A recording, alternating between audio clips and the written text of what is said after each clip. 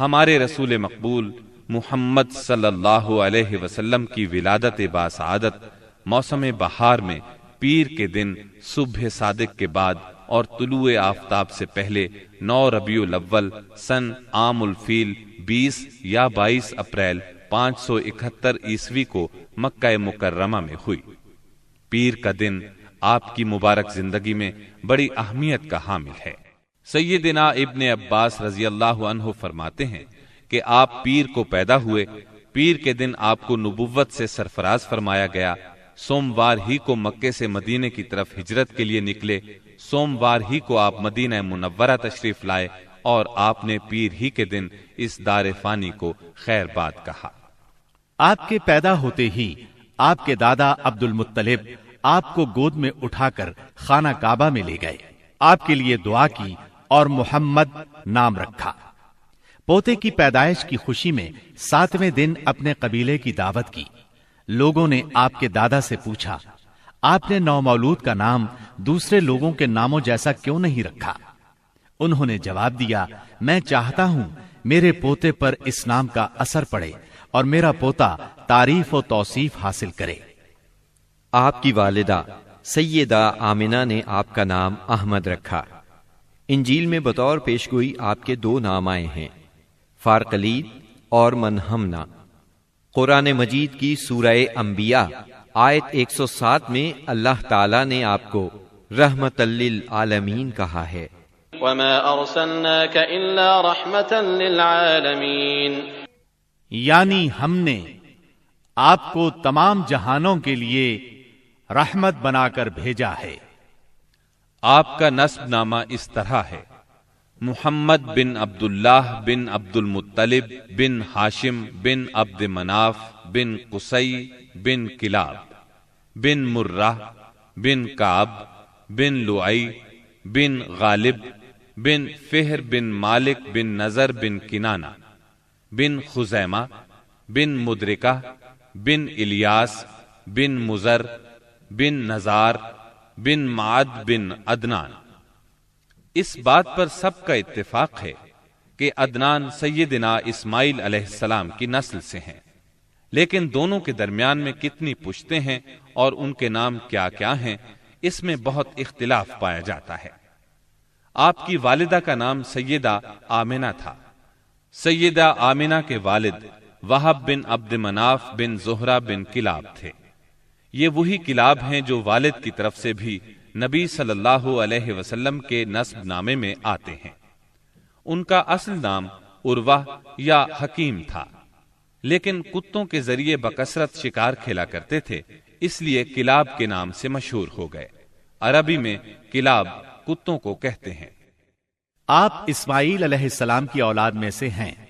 اسماعیل علیہ السلام کی خاطر جب اللہ تعالیٰ نے زمزم کا کنواں جاری کیا تو قبائل جرہم اور ایاد کے خانہ بدوش عرب سیدہ ہاجرہ کی اجازت سے وہاں آ کر رہائش پذیر ہوئے۔ کعبے کے متولی اسماعیل علیہ السلام اور ان کی اولاد رہی۔ ایک عرصے کے بعد بنو جرہم اور سیدنا اسماعیل کی اولاد میں کعبے کی تولیت کے سلسلے میں جھگڑا ہوا تو کعبے کی خدمت اور تولیت اولاد اسماعیل اور بنو جرہم میں تقسیم ہو گئی، اور جب بنو خزاعہ نے لڑ کر مکے پر قبضہ کیا تو ایک مدت تک کعبے کی تولیت بھی ان کے پاس رہی، لیکن بنو اسماعیل بہرحال مکے ہی میں رہے۔ ان کے ایک فرد کلاب نے شمالی عرب میں قبیلہ قزاعہ میں شادی کی، اس سے قصی پیدا ہوئے۔ وہ جوان ہو کر اپنے قبیلے میں واپس آ گئے۔ خسر کی وفات کے بعد قصی نے اپنے ننہال کی مدد سے بنو خزاعہ کو مجبور کیا کہ وہ شہر چھوڑ کر مضافات میں جا بسا۔ بنو خزاعہ کے سردار نے کعبے کے قیمتی چڑھاووں کو زمزم کے کنویں میں ڈال کر اس کو پاٹ دیا اور کنواں غائب ہو گیا۔ پھر قصی کو بہت بڑا اقتدار حاصل ہوا، اس کی اولاد پھلی پھولی اور اسے قوم کا بہت بڑا سردار تسلیم کیا گیا۔ قصی نے مکے میں ایک شہری مملکت کا آغاز کیا، وہاں دارالندوہ یعنی پارلیمنٹ اور ٹیکس کے نئے محکمے قائم کیے، لیکن وفات کے وقت حکومت اپنے بچوں میں تقسیم کر دی۔ کسی کو کعبے کی رکھوالی سونپی، کسی کو چابی دی، کسی کو فوج کی قیادت تو کسی کو ٹیکس کا حساب کتاب سونپا۔ بعد کی نسلوں میں انتظامات کی مزید تقسیم در تقسیم ہوئی۔ آغاز اسلام کے وقت وہاں 10 سرداروں کی ایک مجلس کار فرما نظر آتی تھی۔ قصی کے 4 بیٹے تھے، ان میں عبد مناف بڑے نامور اور صاحب عزت ہوئے۔ عبد مناف کے بھی 4 بیٹے تھے، ان میں ہاشم شہرت میں سبقت لے گئے۔ ہاشم آپ کے پردادا تھے، بہت دولت مند ہونے کے ساتھ ساتھ سخاوت، مروت اور احسان میں بھی بے مثال تھے۔ ہاشم کہلانے کی وجہ یہ تھی کہ ان کے عہد میں ایک مرتبہ مکہ مکرمہ میں قحط پڑ گیا۔ یہ فلسطین گئے اور اونٹوں پر آٹے کی بہت سی بوریاں لاد لائے، بہت سے اونٹ ذبح کیے، ان کا شوربہ تیار کیا، روٹیاں پکوائیں۔ ان روٹیوں کو شوربے میں بھگو بھگو کر اہل شہر کو کھلاتے رہے۔ عرب اس کھانے کو حشیم اور سرید کہتے ہیں۔ یہ سلسلہ ایک مدت تک جاری رہا، اسی وجہ سے ان کا نام ہاشم پڑ گیا۔ وہ حاجیوں کی خدمت اور مہمان نوازی میں بھی بڑھ چڑھ کر حصہ لیتے تھے۔ اسی سخاوت اور فیاضی سے ہاشم کا نام پورے عرب میں مشہور ہو گیا۔ ذاتی اثر و رسوخ اور وجاہت کی وجہ سے ان کی دوسرے ممالک کے درباروں میں بھی رسائی تھی۔ انہوں نے ہی قریش میں سب سے پہلے یہ دستور جاری کیا کہ سال میں 2 مرتبہ تجارتی قافلے روانہ ہوا کریں، موسم گرما میں شام کی طرف اور موسم سرما میں یمن کی طرف۔ چنانچہ اسی دستور کے مطابق دونوں موسموں میں قافلے روانہ ہوتے تھے۔ سورۃ القریش میں اللہ تعالیٰ نے قریش کو یہی انعام یاد دلایا ہے، کیونکہ قریش اللہ کی رحمت سے موسم سرما و گرما کے عادی ہو گئے۔ ان کی سمجھ میں یہ بات آ گئی کہ اس نعمت کے شکریہ میں اللہ کی عبادت کرنا چاہیے جو اس گھر کا مالک ہے، اور اس نے انہیں بھوک میں کھانا دیا اور خوف سے امن بخشا۔